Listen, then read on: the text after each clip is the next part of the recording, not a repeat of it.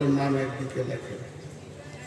মোদি মুসলমানদের উপরে রাজি না নারাজ, অমিত শাহ নারাজ, তারপরে যোগী নারাজ, নারাজ নারাজ নারাজ, কাটতে কাটতে শেষকালে মমতা খালা নারাজ।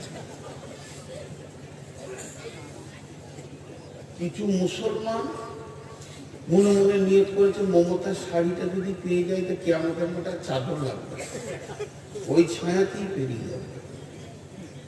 এদের কুদাকুদিয়ে লাফালাফি দেখে আশ্বস্ত শ্বাস ফেলছে ওর কাছে, সব নারাজ। কিন্তু আল্লাহ তাবারাক ওয়া তাআলা কি বলছেন? ওয়া'আদাল্লাহু আল্লাযীনা আমানু মিনকুম وعاملوا الصالحات لا يستخلفنهم في الأرض كما